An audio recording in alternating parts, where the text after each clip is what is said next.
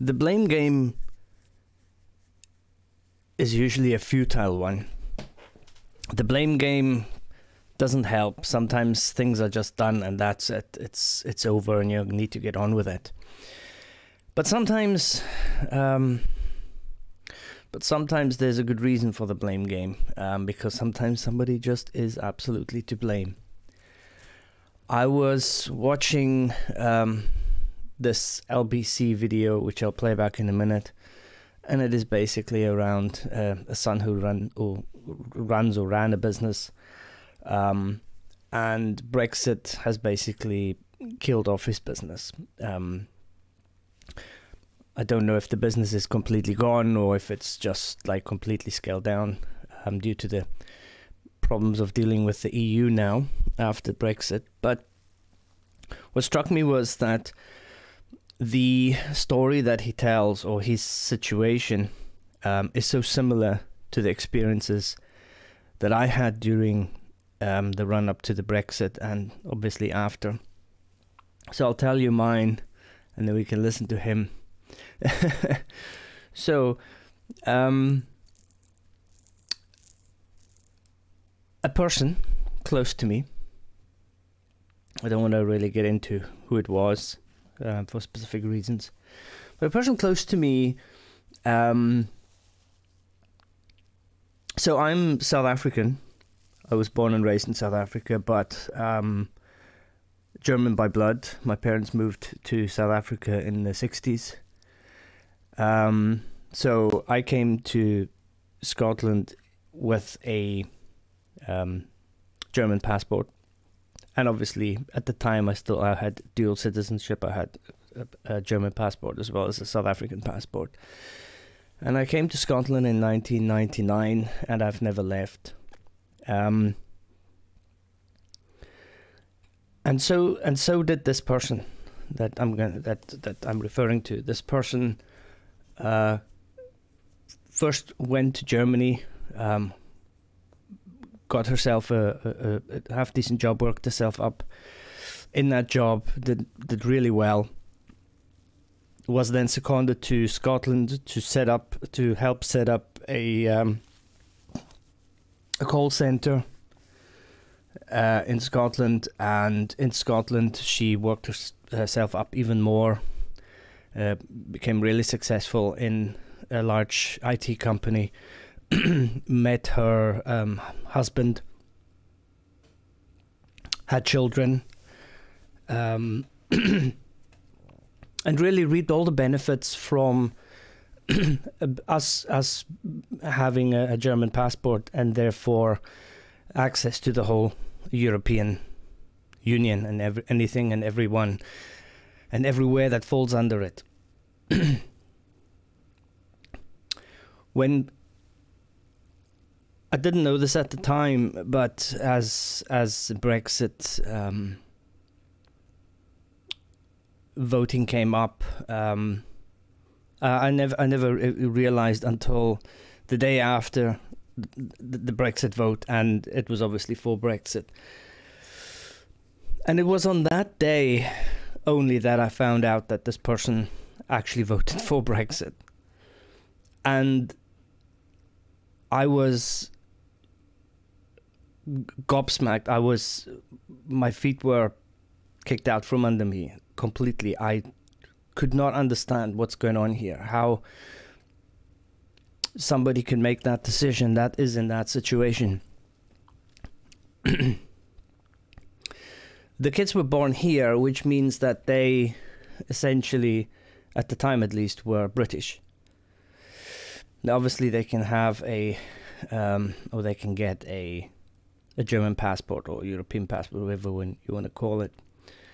But the point is, I didn't understand how that was even, how anybody in that situation who had every benefit from the UK, from the EU, could make such a decision, could not see the benefit in the free travel and the free trade, and all the benefits that it gave her personally and her family, and the opportunities that it gave her and the children and her children.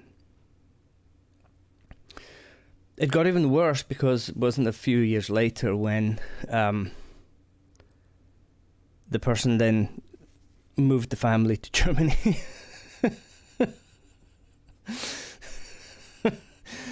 And it was lost on me. It was it actually caused a massive problem because it was like, what the fuck? Why would you do this?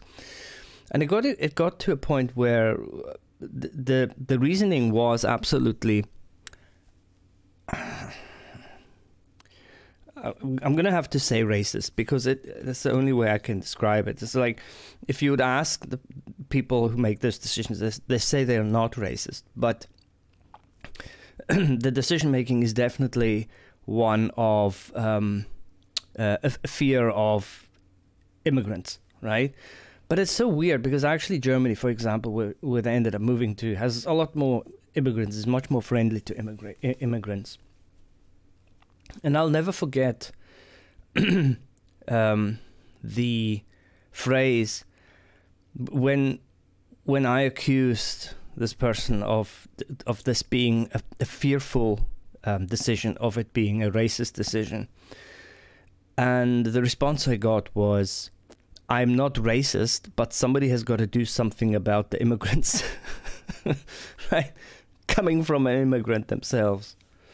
This is why this channel exists. This disconnected people's logic that fucking baffles me and pisses me off and actually creates so many issues in this world that we live in. Now, that was one story. So, I also did tours in Scotland, and I remember not long after the Brexit vote, I had an Indian woman from the US on tour with me. She was actually born and raised in, I think, in London somewhere, from what I can remember. I might be wrong, but anyway, she grew up and was raised in Britain, but she built her life and her career in the US.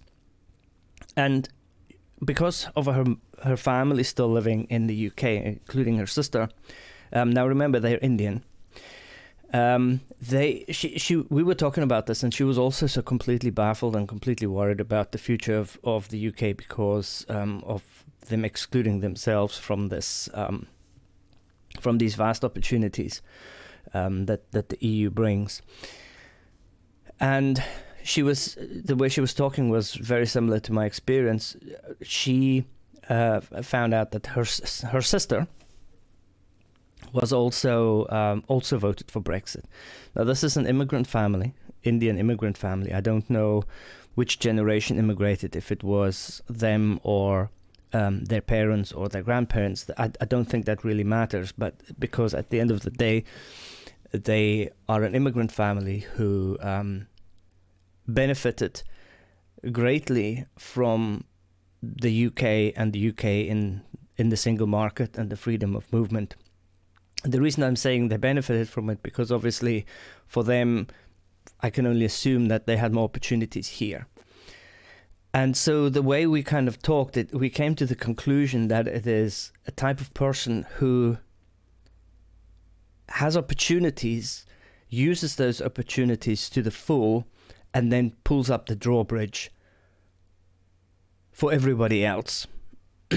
So it's like, okay, I've made it. I now have a great job. I now have I've now made my success. I've got my kids. I've got my salary, my pension and everything. I've got my security. Now let's not let anybody else or not any more people in, because that might be, an issue for us. And this LBC caller has got the same experience, unfortunately, with his direct family member. Let's have a listen. Sorry, get them all out. Get them all out. I'm an engineer. I lived in Europe for many years. I had a business that spanned continental Europe and the UK and Ireland. And after Brexit, my contracts gradually dried up and dried up and dried up until I wasn't getting any more work in Europe at all. Yeah. And my dad, I don't even know where to begin. He won't accept that the crash of my business was because of this. You won't accept that it was actually because of him. I blame him personally for it. Right. He knew, because he knew what I did for a living. Yeah. He knew where I lived, and he just absolutely won't have it, and he still won't have it at all. And there's no getting through to him. We don't talk about it. We don't really talk about much, if I'm honest. Did you do so before? Did you have a better relationship before? Our relationship was always kind of fractious, but like this certainly didn't do it. And what was his rationale at the time? Because before he cast his vote, and you said to him, "I'm worried, Dad, that this will mean me." You know, and it's all very well talking vaguely about or abstractly about freedom of movement and what have you, but this will mean me. Did you do that? How blunt an answer do you want? Well, don't swear. He's the most educated and most well-traveled person that I know. He's 75 now, and he's lived all over the world and worked all over the world. And he came, and the main thing that he learned from that is English people are the best. England for the English. Get all the foreigners out, especially the black ones. Oh, mate. And that led him into the arms of Nigel Farage and that wing of the Brexit movement. Nigel Farage is far too left-wing for my dad. God. I remember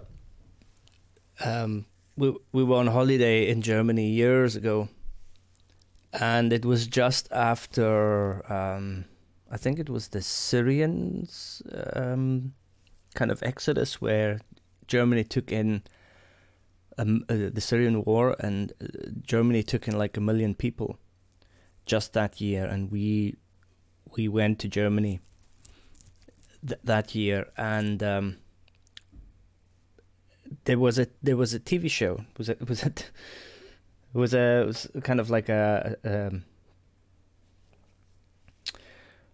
panel show, like a typical British panel show, but just German style. And what I mean by German style is it was basically the panelists, they were sitting.